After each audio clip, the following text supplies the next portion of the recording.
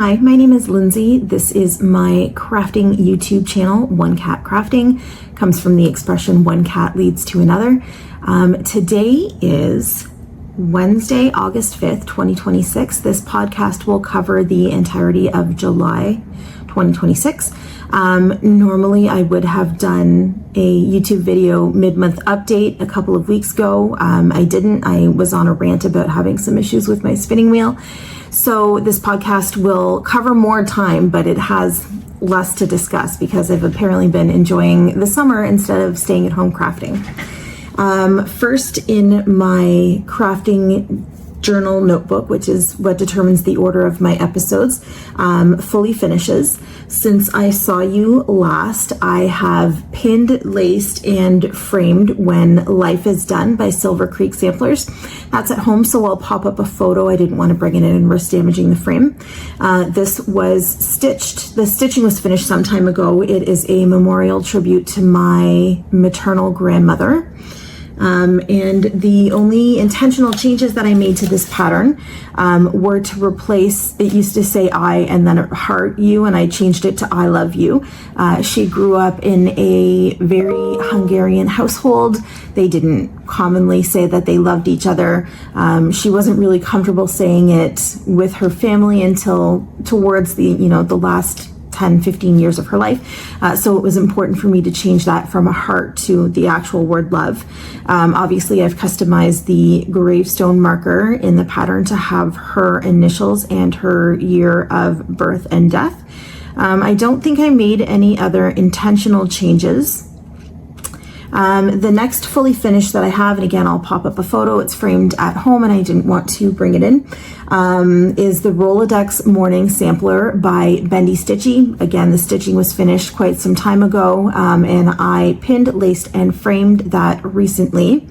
I really like the frame for this. I wasn't sure that the color was going to work. It gives me reminders about like old cemetery gates and coffin hardware, just the pattern and the texture on the frame. So I'm really happy with that one. I did initially, I had to pin it 3 times before I got it straight enough to call it good for me. Each time it takes me about an hour to put the pins in and sort of fuss around with it a little bit. So that one took a few hours, but it's done and I'm happy with that. Editing Lindsay here. I forgot to tell you my dumb little story that's quasi-related to the Rolodex Mourning sampler that I framed recently. Every 6 months or so, it's my equivalent of the would you love me if I were a worm relationship discussion. I have strung together a bunch of my own personal beliefs about the afterlife. I believe that after this life, we go to an afterlife and the soul sort of subdivides and a portion of our soul stays in the afterlife to reconnect with prior lives and family members that are there. And another portion reincarnates to live another lifetime again. And eventually when your soul can no longer subdivide any further, it's sort of retired and all of your lifetimes live in the afterlife together. I'm not a religious person. I've just sort of cobbled together things that give me comfort and make sense to me. Anyway, there's a whole bunch of this. It's just, anyway. So my husband believes that whether there's reincarnation or not, when he is done this lifetime, he does absolutely not want to come back. He doesn't want to do it again. He doesn't want to subdivide, nothing. So every time I'm working on this or I randomly think about this, like I said, it's usually once every 6 months or so. I'm like, but won't you reincarnate with me? Like, I want to find you again in the next lifetime. And he's like, no, I'm not coming back. And if you love me, you would reincarnate. Anyway, that's my dumb little story and my relationship equivalent of would you love me if I were a worm. And the last fully finished object that I have to show you, again, the stitching was done some time ago. I'm just in the mood to get things up on walls. I believe it's called Skull and Bones. If I'm wrong, I will correct that on the screen, by Contrary Peri. I know that Lauren of Lauren Up Stitching has also stitched this pattern, and I put it into a wall hanging with some hardware that I purchased from 123 Stitch. It is not perfect. That was the first time I have done this type of a finish, but it's going in my craft room, and I'm happy with how it turned out. I didn't want to keep ripping out the little hanging tabs and fussing around with it because I didn't want the Ada fabric to fray any more than it already had into the seam allowance that I preferred for that. That is it for fully finished cross stitches. July for a lot of cross stitchers is Christmas in July. I do not do Christmas in July. I barely do Christmas in December. I did no Christmas stitching. I don't plan to have any Christmas stitching in December. All Halloween, all morbid, all the time, and once in a while some flowers. So no Christmas in July for me here. If you are a yarn spinner, parts of July are typically Tour de Fleece, which is a spoof on the Tour de France name. The idea is that you watch some of the Tour de France race and you spin along with it. And when the tour takes a rest day, you take a rest day, and on challenge days, you challenge yourself to do something a little bit more intensive. I don't so strictly adhere to the rules. I spun on most of the days that the tour raced. And I watch the Tour de France sort of as background noise, but I don't spin while I'm watching it typically because I'm working or at work when the tour runs, and I spin at night. My last sort of mini podcast episode was for a very specific audience only. When I started my channel, I was talking mostly about cross stitching, which was the craft that I was doing primarily at the time. So I didn't expect my little rant about spinning wheels to get too much attention because the subscribers that I have spoken to are primarily cross stitchers. So Tour de France did not go exactly how I wanted it this year. I did finish spinning and plying the second skein of my beach fire and alpaca finish. So that took 2 units of fiber out of my fiber stash from that. I believe I had finished the colored single before Tour de France. So for the month of July, the only thing that counted as out of my stash was the bag of alpaca. So that was 1 unit out. So that's been spun, plied, washed, dried, all the things, and I'm happy with that. And then I started spinning a Knit Spin Farm bat. I believe it was a 2023 club colorway. Let me see if that's in my notes. Yeah. A Knit Spin Farm April 2023 club bat, blues and grays shades as they appear to me. I'm not always that accurate with colors.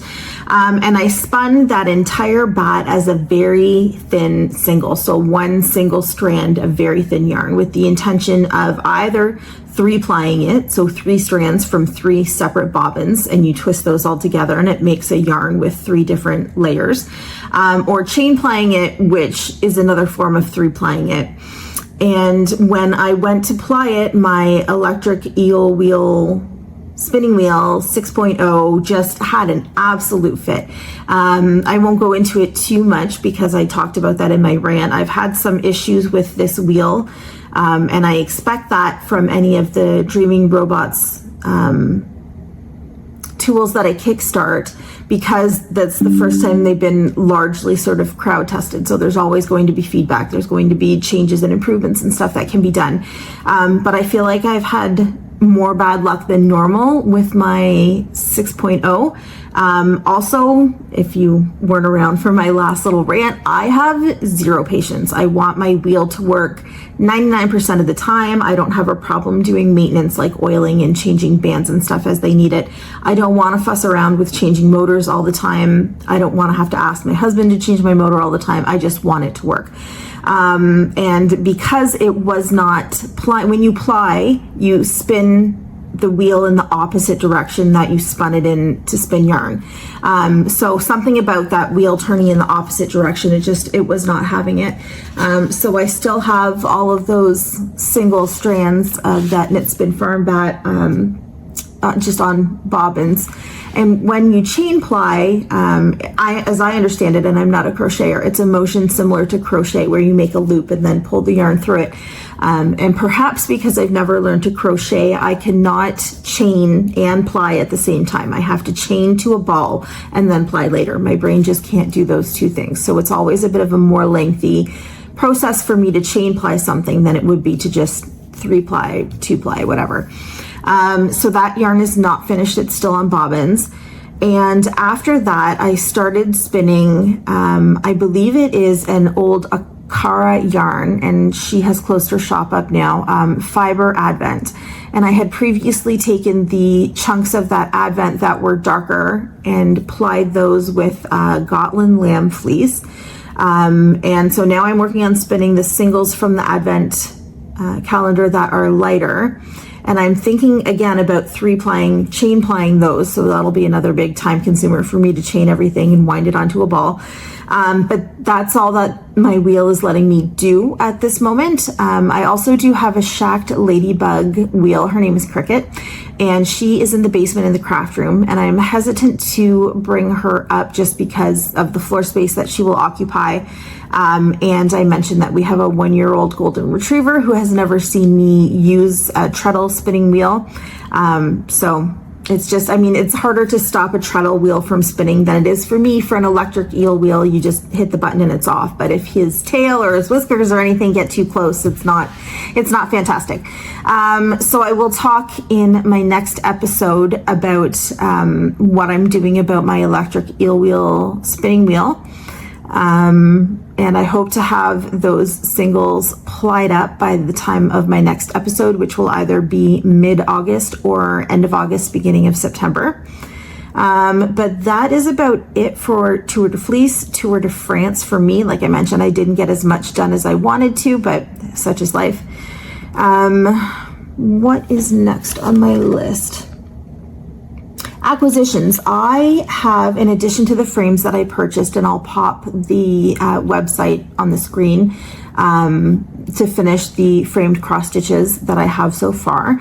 I have been on a little bit of a Lego kick. You can kind of see off behind me. I have done the Lego blockheads for Alice in Wonderland, and there's a Lego blockhead Day of the Dead. I don't know how to pronounce Catriona. So those have all come in and recently been assembled.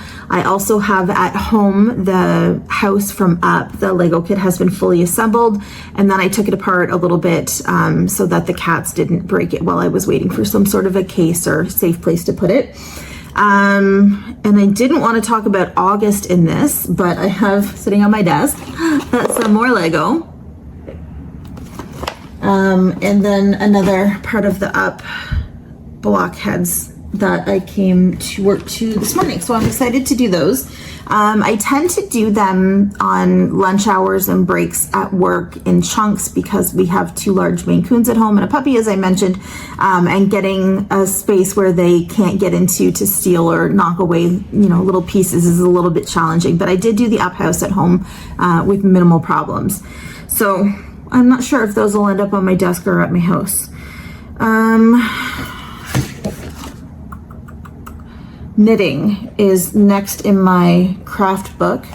If you've been around for a little while, you know that I've been participating in Jen of the Sash Down Diaries elderstashmal, and the objective of that is to use up the oldest yarn, fiber, fabric, whatever in your stash, and make an item with that the older stash that you have.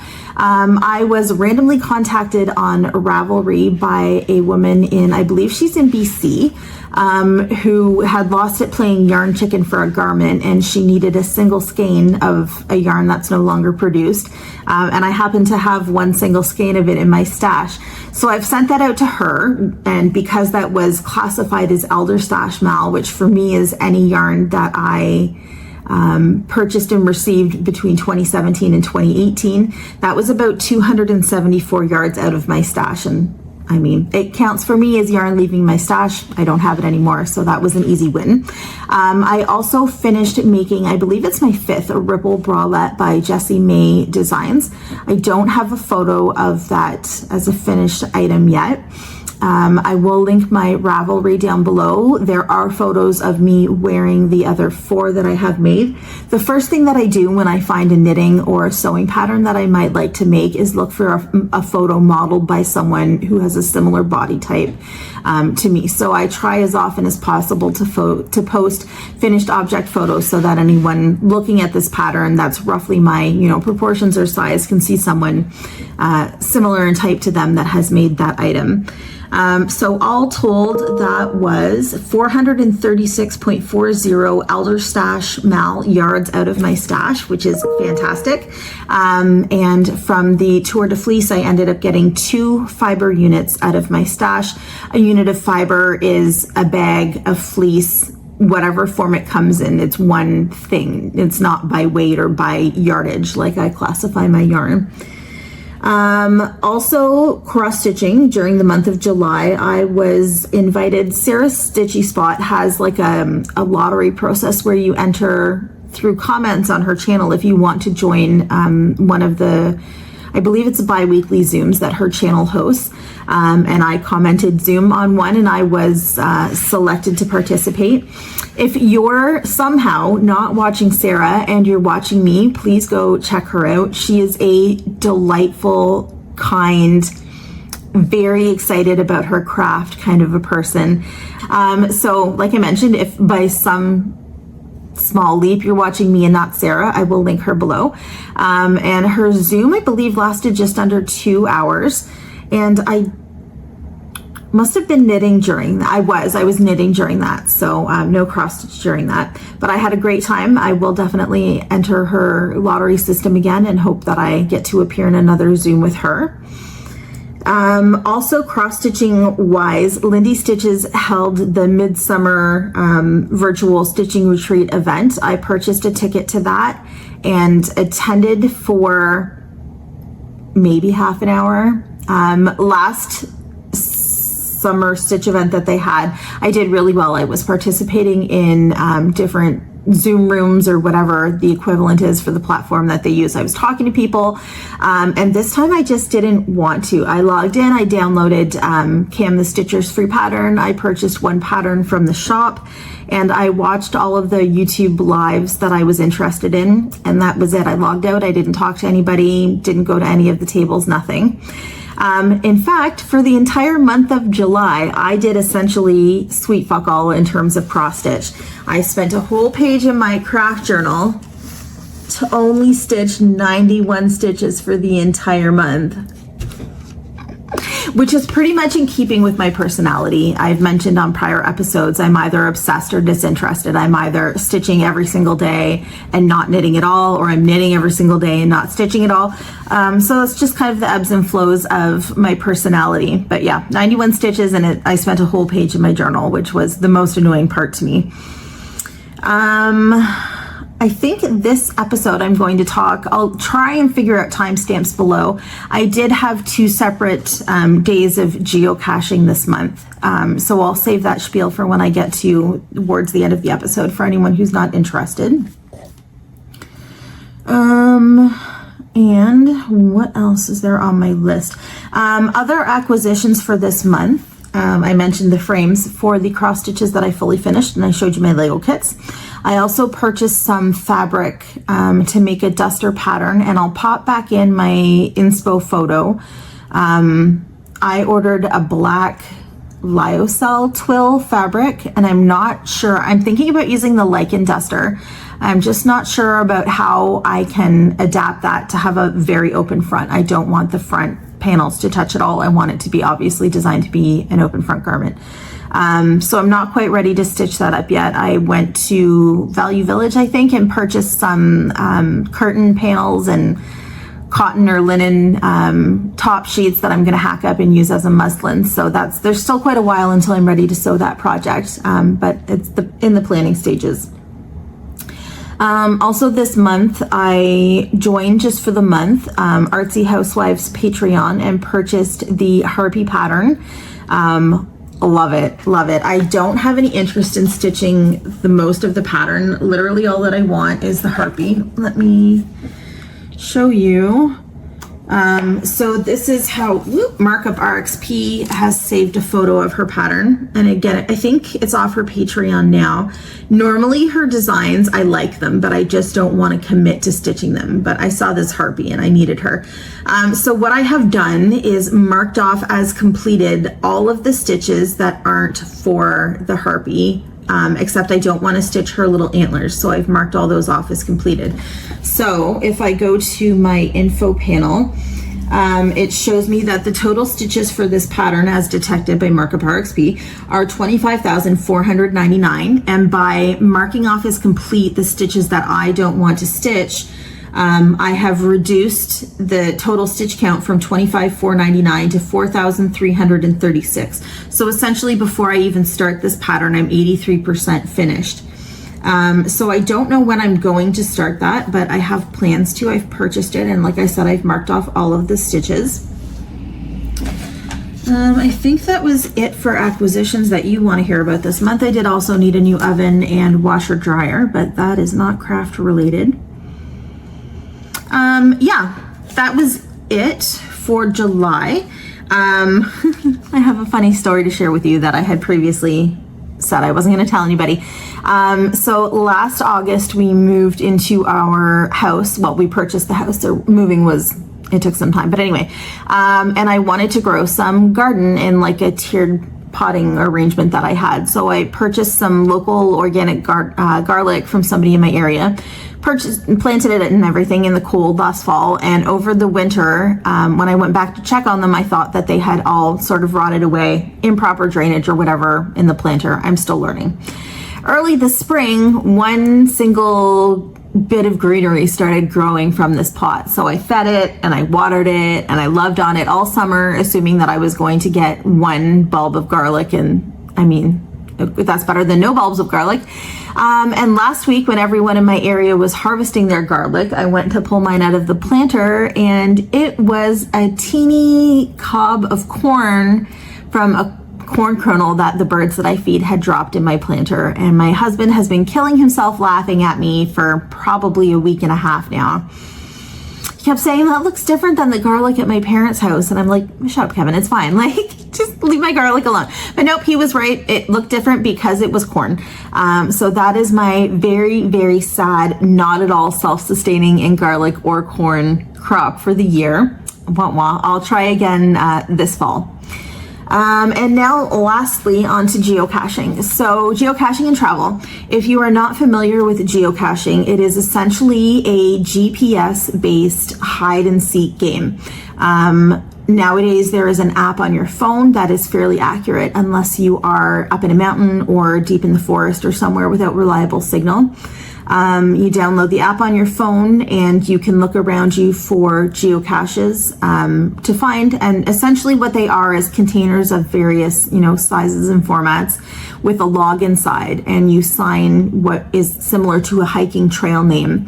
My geocaching name is One Cat, much like my channel, a lot of my social media handles. And again, that comes from the saying, one cat leads to another. And my one cat was Dexter, who has been gone for a number of years now. I'll link the geocaching website in my notes if you're interested in checking that out. That's actually how my husband and I met, and we have been all over North and Central America geocaching. As far as I know, there are geocaches everywhere, including Cuba, except for North Korea. They would be inactive in Russia, Ukraine because of the war.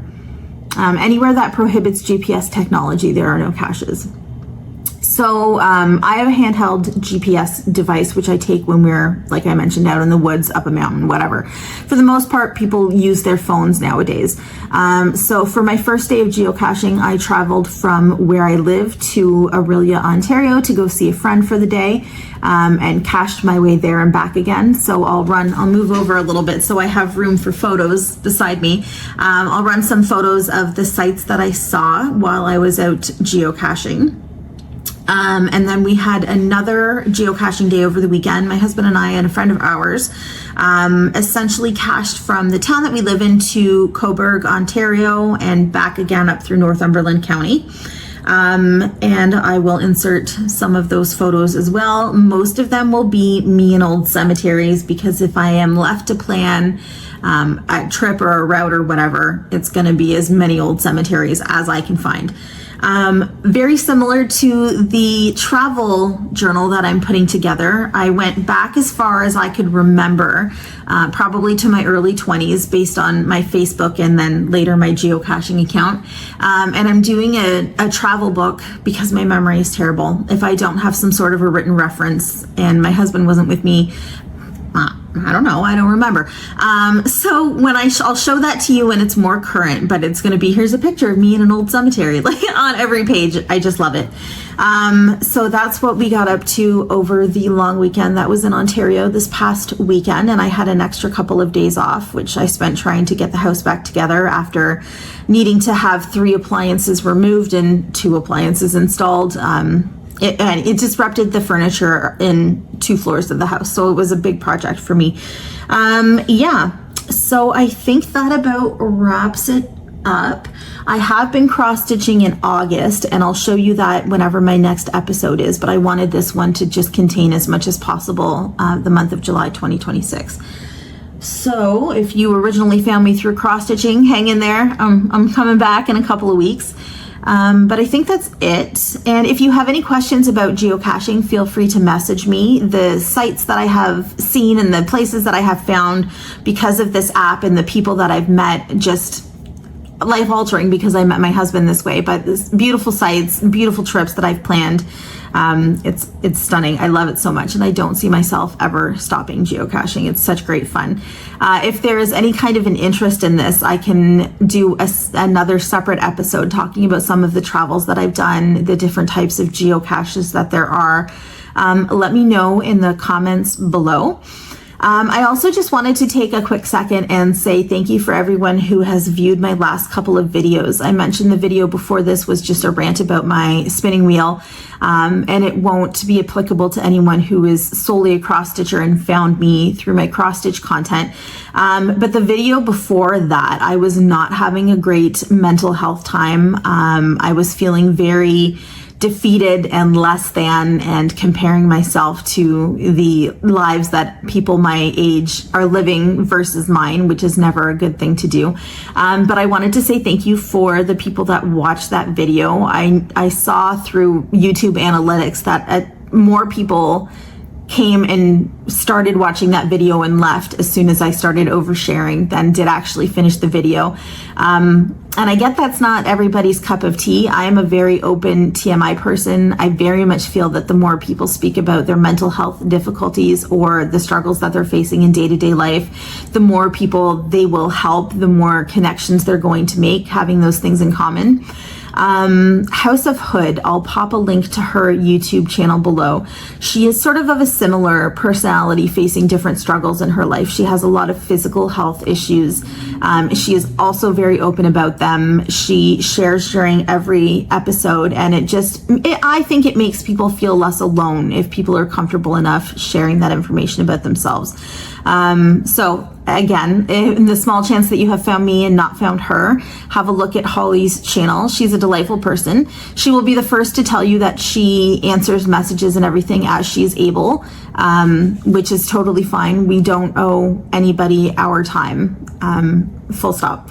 So if you message her, it may be a little bit until she can get back to you, but just finding solidarity in people that are struggling for different reasons that sort of match your situation is always, I find it always makes me feel better. I hate to see other people struggle, but it's nice to know that there's, somebody that you can reach out to if you're so inclined, or someone going through the same thing as you.